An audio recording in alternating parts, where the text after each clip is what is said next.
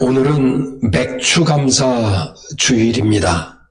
특별히 한국에서 정착된 감사절이 두 개가 있는데, 하나는 여름 절기에 이렇게 드려지는 맥추감사 주일이 있고요.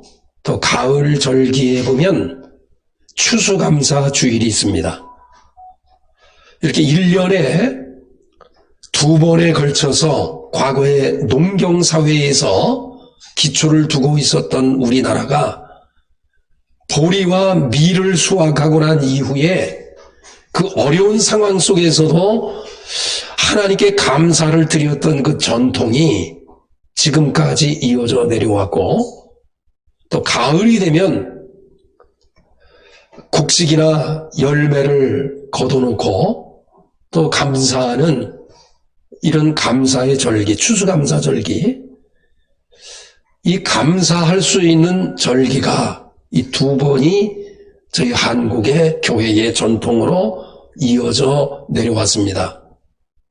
그런데 지금은 농경사회에서 이 산업사회로 바뀌면서 이 맥추절이라고 하는 이 절기가 과연 지금의 신앙생활하고 있는 우리들에게 있어서 어떤 의미를 줄까? 또 추수감사 절기에 우리는 농사를 짓지 않는 사람들인데 이 추수감사 절기가 우리에게 어떤 의미를 주고 있을까? 이 산업사회에서 이 농경사회에서 바뀐 이 상태에서 이 두 개의 이 절기는 사실 무미건조할 수 있습니다.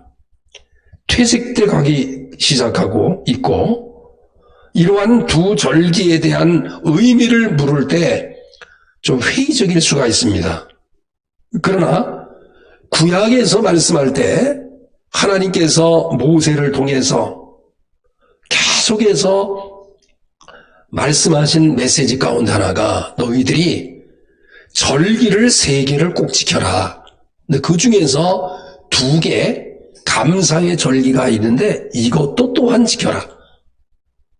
우리나라에 감사 절기가 두 개가 있듯이 히브리인들에게도 꼭 지켜야 할 절기가 세 개가 있는데 그 중에 두 개의 절기는 감사 절기와 이렇게 맞물려 있어요. 그 첫 번째가 맥추감사 주일, 맥추절을 지켜라.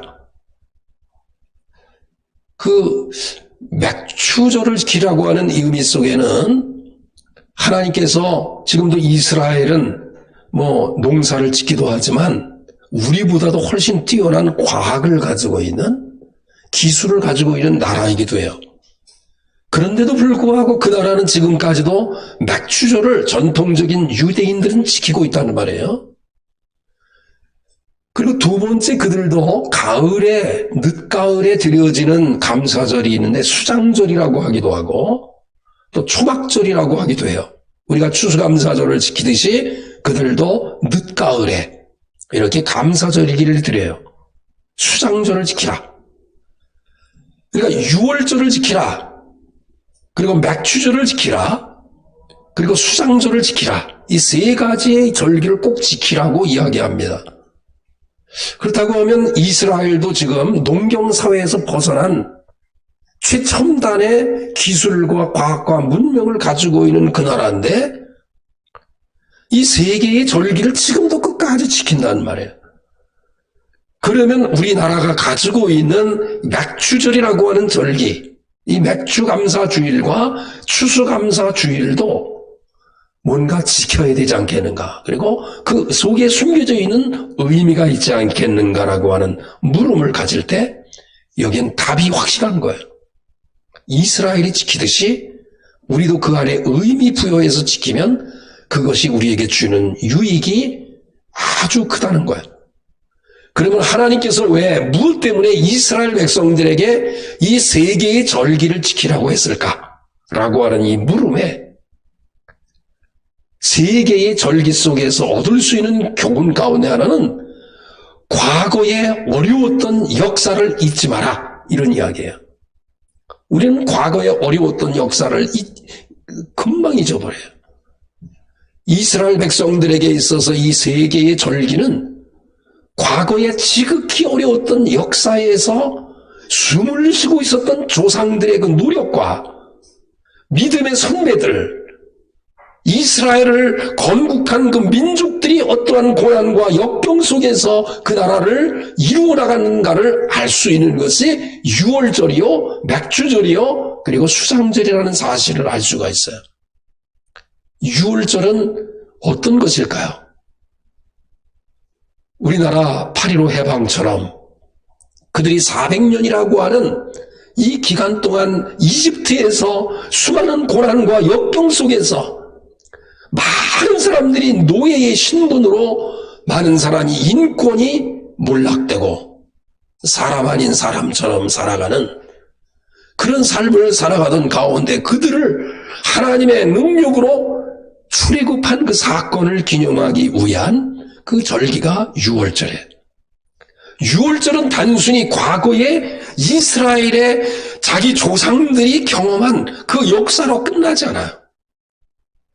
그 역사는 바벨론 포로의 순간에도 출애굽 역사가 일어났고 지금도 이스라엘 백성들이 힘들고 어려운 집단과 개인의 삶 속에서도 출애굽의 역사가 지금도 계속해서 일어나고 있다는 거예요.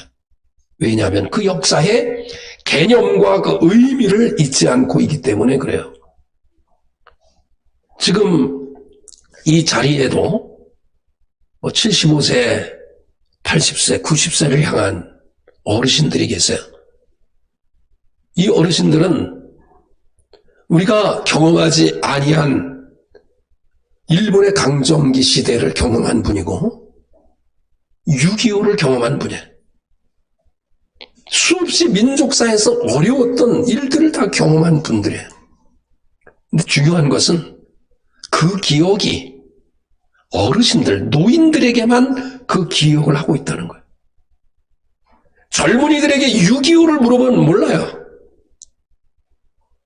우리나라가 전적으로 어려워 있을 때 저 밑에까지 후퇴하고 있었던 그런 역사의 어려움들을 기억하지 못해요. 우리나라가 민족운동과 우리나라가 자유의 운동을 통해서 힘들고 어려웠을 때 많은 사람들이 공단에서 24시간이 공단이 돌아갈 때 하루에 그 월급 자체가 상상할 수 없을 정도의 월급. 그 월급을 받아가면서 기업을 이룬 과거의 그 역사를 우리는 잊고 있어요.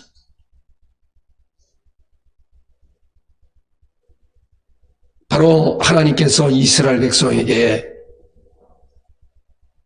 세 개의 절기를 제시하면서 이것을 꼭 지켜라고 하는 것은 농업사회에서 계속 지속되어질 그 이스라엘, 이것만 바라보고 말씀하시는 것이 아니라 미래의 역사 속에서 어려운 상황에서 하나님께서 인도하신 하나님의 역사를 잊지 말라고 하는 거예요. 덴마크 국민들은 어린 아이들에게 요즘 빵이 얼마나 부드러운 게 많이 있나요? 아주 먹기 좋잖아요. 입에 들어가면 솔솔솔솔 녹아요. 그런데 덴마크 사람들은 어린 아이들에게 어느 한 절기, 어느 기회가 되면 또 어느 행사 때가 되면 수시로 어린 아이들에게 부드러운 빵을 먹이기 전에 딱딱한 빵, 굳어서 씹을 수 없는 빵, 검은 빵, 봐도 먹고 싶지 않은 그 빵을 먼저 먹이고 난 다음에 부드러운 빵을 먹인다 그래요. 이유가 뭐냐면 덴마크라고 하는 나라가 유럽에서 그 나라가 새롭게 형성되고 건국될 때 그 민족이 먹을 것이 없는 상황 가운데 모래밭에 호밀을 심어가면서 그 어렵게 얻은 호밀빵을 먹어가면서 그들이 살아갔던 과거의 역사를 잊지 말라고 자녀들에게 빵을 먹일 때도 검은 빵, 딱딱한 빵, 도저히 먹을 수 없는 빵을 먼저 먹고 난 이후에 부드러운 빵을 준다는 거예요. 왜 그럴까요? 그들은 신앙적인 관점에서 바라보기 전에 과거에 어려웠던 역사와 민족을 일으켰던 조상들의 수고를 그들이 기억하자는 거예요. 제가 태어났던 시기가 6.25가 지난 이후에 10년 정도 딱 지난 이후에 제가 태어났어요. 전 세계에서 가장 어려웠던 나라예요. 인도네시아나 이런 나라보다도 더 어려웠던 최후의 아주 정말 낙후된 나라였습니다. 그러나 지금은 여러 가지로 말미암아 경제적인 성장을 이루었어요. 전 세계가 250나라가 넘어요. 그 가운데 랭킹 10위 안에 들어요. 지금 필리핀의 사람들이 한 달 열심히 일하면 15만 원, 학교 교사가 15만 원, 20만 원 받아요. 우리나라는 지금 노동 현장에서 힘들게 일하는 많은 사람들 15만 원 줘야 돼요, 하루. 한국에 어떻게 해서라도 오면 그 사람들이 한 달 벌 그 월급을 하루에 벌 수 있는 나라예요. 그러나 우리나라는 과거에 어려웠던 역사, 또 지금의 이 나라가 되기까지 수고한 선배들과 조상과 우리 부모님과 우리 어르신들의 그 수고를 알지 못해요. 우유 먹다가 학교에서 나눠준 우유 먹다가 그냥 먹지도 않고 열어보지도 않고 아이들이 우유를 가지고 전봇대에다가 맞추는 그런 일이 지금 우리나라의 현실에서 일어나고 있다는 사실이에요. 맥주감사주의를 드리면서 과거의 우리의 조상들이, 믿음의 사람들이 하나님 앞에 어떻게 신앙생활했는가를 우리가 그려봐야 돼요. 이 맥주절이라고 하는 것은 단순히 농경사회원을 위한 이런 절기가 아니에요. 맥주절이 되면 이스라엘 모든 백성들이, 특별히 남자들이 시편 113편부터 시작을 해서 116편을 노래해요. 몇 편부터 몇 편까지 노래한다고요? 113편부터 118편까지 회당에서 그들이 모이는 곳마다 맥주절이 되면 막 찬양을 해요. 맥주절뿐만 아니라 한우카라 그래서 나라를 보호해 주었던 수전절이라든지 그 다음에 우리가 늦가을에 있던 수장절이라든지 이런 절기가 되면 113편과 계속 이어지는 몇 편까지요? 118편까지 그들이 막 노래하고 남자들이 특별히 113편과 이어서 118편까지 노래해요. 그런데 113편부터 118편까지의 내용을 보면 113편을 한번 여러분이 살펴보시면, 오늘 새벽에 제가 말씀을 드렸어요. 그 113편과 이어지는 메시지를 보면 역전의 찬가를 통해서 하나님께서 나의 삶을 이렇게 역전시켜 주셨습니다. 진토에서, 구렁텅이에서, 흑암에서, 가난에서, 아픔에서 하나님이 나를 이렇게 역전시켜 주셨습니다. 하나님은 높으신 분인데 낮은 자의 모습으로 오셔서 나의 삶을 고통의 자리에서 편안의 장소로, 기쁨의 장소로 이렇게 바꾸어 주셨습니다라고 하는 메시지가 바로 이 113편부터 118편까지 이어집니다. 그러면 맥주절이라고 하는 맥주감사주일이라는 절기를 통해서 무엇을 한번 되새겨보라는 이야기일까요?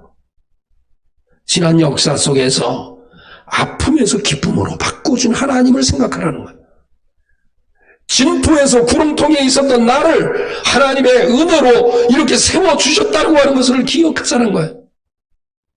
그런데 113편부터 118편까지에 이어지는 그 메시지를 연결해주는 중요한 시편이 바로 112편입니다.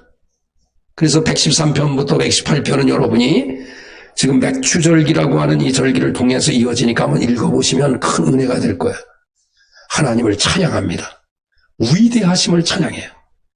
높고 높은 그 위대하신 하나님께서 낮고 천한 이 땅에 오셔서 수렁에 빠진 나를 진토에서 빠져서 허덕이는 나를, 어두움에 빠진 나를 세워주신 것에 대한 찬양하는 내용이 나와요.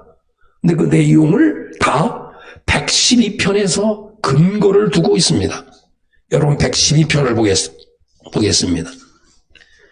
이 112편을 크게 나누면 1절부터 4절을 먼저 나눌 수 있어요.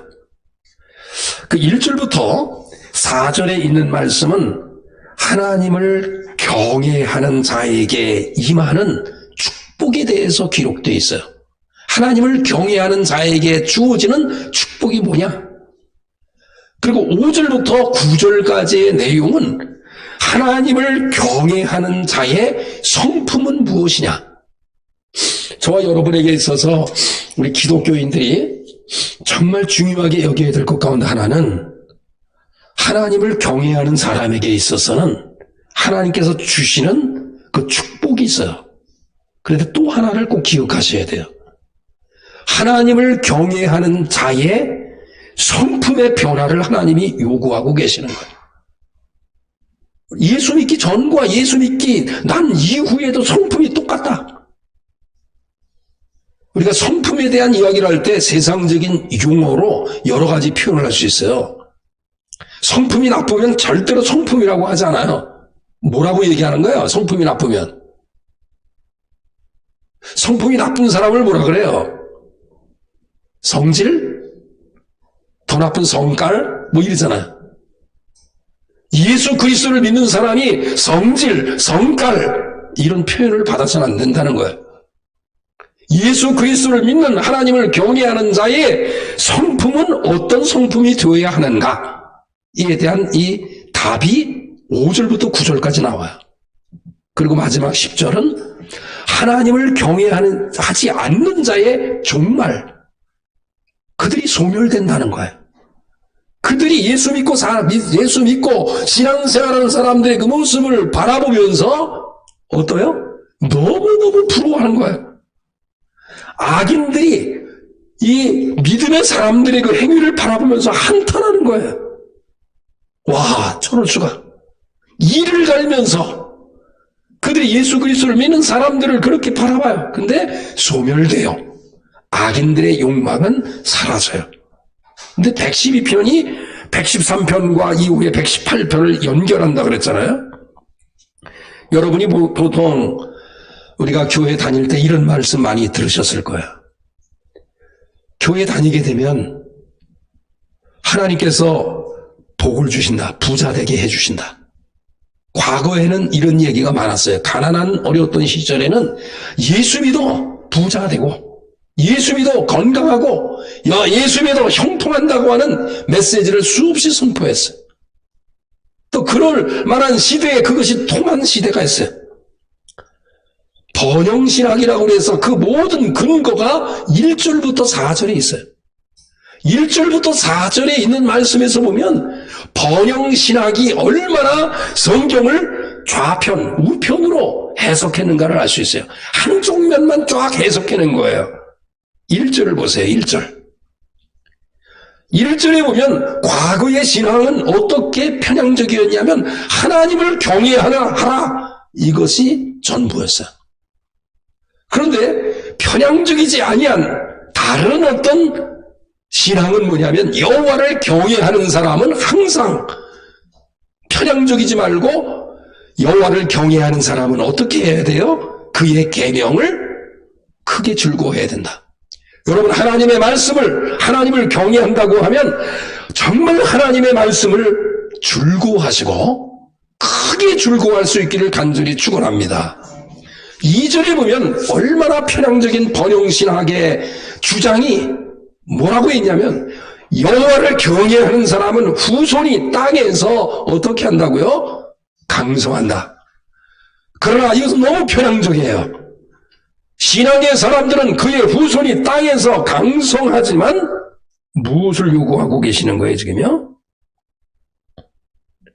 그의 후손이 땅에서 강성한 것이 복이지만 정직한 후손이 되어야 자손이 복을 받았다는 거예요.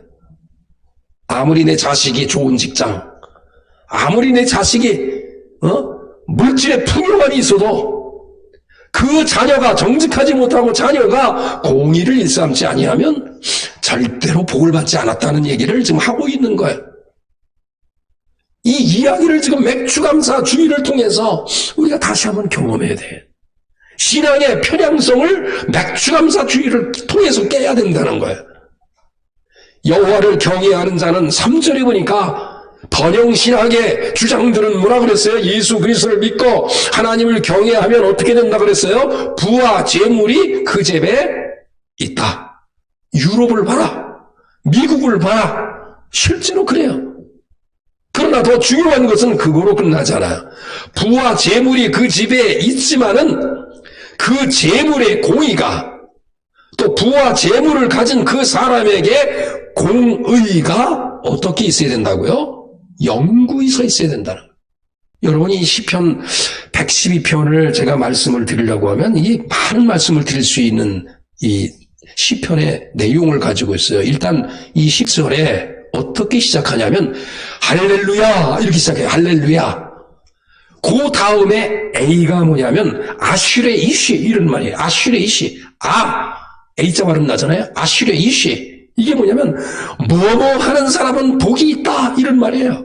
이 말이 그러니까 뭐냐면 하나님을 경외하는 사람이 복이 있는데 진짜 복은 그의 계명을 크게 즐거워하는 자가 복이 있도다 이런 말이에요. 그의 후손이 땅에서 강성함이 복인데 진짜 복은 후손이 정직한 자의 삶을 살아가는 것이 진짜 복이다 이런 말이에요. 부와 재물이 그 집에 있는 사람 복이지만 그 재물과 그 부를 가지고 공의를 일삼으면서 영구히 끝까지 영구히 나가는 자가 복이 있다. 아슈레 일시 이런 사람이 복이 있다는 말을 4절에 보면 정직한 자들에게는 흑암 중에 빛이 일어난다. 그러니까 믿음의 사람, 하나님을 경외하는 사람은 이런 어려운 환경 속에서도 뭔가 일거리가 있고 이런 상황 속에서도 뭔가 그럴 수 있다는 거예요. 그러나 그거보다 더 중요한 것은 그 삶 속에 자비롭고 긍휼이 많고 의로운 사람이 더 복이 있는 것이지 어두움 속에 갑자기 빛을 발하는 그게 복이 아니다. 역설적인 거예요. 5절에 있는 말씀 보면 그러한 하나님을 경외하는 자의 성품은 어떤 성품인가? 이런 사람이 복이 있다는 거예요. 하나님을 경외하는 자의 성품은 은혜를 베풀면서 날마다 구워주는 자. 은혜라고 하는 것이 뭔가요? 갚을 수 없는, 돌려받을 수 없는 선물을 주는 거예요. 여러분이 저와 여러분에게 있어서 하나님을 믿고 섬기는 자의 그 성품을 이야기하는데 은혜를 베풀어 가는 사람이 복받은 사람이라는 거야. 제가 얼마나 감사한지 몰라요. 저 권사님 때문에 과거에 우리 교회가 이렇게 했던 그것을 얼마나 감사한지 몰라요. 그것을 지금 이어서 축복의 통로 목사님이 지금 계속해서 등 바꿔두는 운동을 시작해서 더 확대됐어요. 장애인들이 문 열고 하는 건 못 여니까 장애인들이 열 수 있는 어떤 그 손잡이 뭐 열쇠가 있나 봐요. 그것도 해주고 하고 그것 때문에 FC도 이거 청단하고 막 이런 거 아니겠어요? 저와 여러분에게 있어서 하나님을 경외하는 자의 성품은 은혜를 베풀고 또 하나는 영원히 흔들리지 않는 삶을 사셔야 돼요. 6절. 영원히 흔들리지 않아야 돼요. 어떤 혼란이 와도 하나님을 경외하는 자는 흔들리지 말아야 된다는 거예요. 힘들고 어려울 때 흔들리지 않기를 간절히 축원합니다. 그리고 흉한 소문이 우리에게 와도 7절에 보면 두려워하지 말아야 돼요. 악인은 바람에 나는 겨와 같아서 사소한 비난과 사소한 어떤 이 정멸 그것에 부들부들 떨면서 뭔가 자기를 변호하려고 해요. 의인은 어떠한 중상 모략에도 두려워하잖아요. 흔들리지 않아요. 8절에 보면 마음이 견고하여 두려워하잖아요. 아까는 소문에 두려워하지 않는데 상황에서 두려워하잖아요. 그리고 5절에 마지막 9절에 보니까 구절 한번 읽어보겠습니다. 시작. 그가 재물을 흩어 빈궁한 자들에게 주었으니 그의 의가 영구히 있고 그의 뿔이 영광 중에 들리리로다. 구절에 보니까 그의 재물을 흩어 빈궁한 자에게 나눠주는 자. 돈이 있어서 나눠주는 게 아니에요. 없는 가운데 재물을 흩어라고 표현해요. 흩어서 빈궁한 자에게 나눠주는 이러한 용기 있는 사람을 하나님께서 원하시는 거예요. 113편과 118편까지가 이러한 내용이에요. 이러한 내용을 감싸고 있는 것이 112편입니다. 그래서 112편 속에서 맨 마지막에 이렇게 말하죠. 하나님을 경외하지 않는 악인의 종말을 이렇게 표현해요. 악인은 그들의 그러한 모습을 바라보고 한탄하면서 이를 갈면서 오히려 소멸돼요. 악인들의 욕망은 사라져요. 저와 여러분에게 있어서 맥주조를 통해서 잃어버렸던 신앙의 편협함이 다시 회복되기를 바라시고 또 맥주를 통해서 여호와를 경외하는 자의 성품이 정말 하나님께서 원하시는 성품이 될 수 있기를 간절히 축원합니다. 오늘 예배를 다 끝나고 난 다음에는 끝나는 반주가 맞춰지게 되면 제가 설교 말씀 다른 거를 집중적으로 말씀을 드렸기 때문에 제가 말씀을 드리지 못했지만 주보에는 기록을 해놨어요. 이 맥주절을 성경에서는 여러 가지로 호칭을 하고 있어요. 근데 그 중에 하나가 우리가 77절이라는 이런 거 호칭이 있어요. 근데 이 호칭 속에는 흩어졌던 공동체가 연합하고 또 가난하고 힘들고 어려운 자들과 함께 하라고 하는 연합적인 의미로 맥주절을 77절로 부르기도 해요. 그렇기 때문에 오늘은 예배 끝나고 난 다음에 제가 알코올을 찌해서 순세척제로 이렇게 다 준비해 놓을 테니까 맥주절의 신앙의 편향성이 돌아오기를 바라고 중요한 것은 공동체의 연대감을 다시 회복하는 마음으로 한 사람도 그냥 가지 마시고 오늘은 서로 허락하에 서로 주목악수 말고 그냥 악수하세요. 그래서 자기의 체온을 함께 나눌 수 있는 공동체의 연합이 있기를 바라고 그렇게 하면서 다시 한번 맥주절을 통해서 이 사랑의 공동체를 확인할 수 있는 기회가 되시기를 바라면서 지금 이 시간에 이제 예배 중간이긴 한데 앞 사람들이 좀 젊은 사람들은 뒤에 일어나서 어르신들 이렇게 인사로 지금 마무리를 좀 하려고 합니다. 말씀 알겠죠? 예배 지금 시간에 자 같이 일어나 서로 축복하시고 격려하시고 연대감을 가지면서 서로 격려하시고 맥주절에 다시 진토해서 세워주는 역사가 있기를 바랍니다.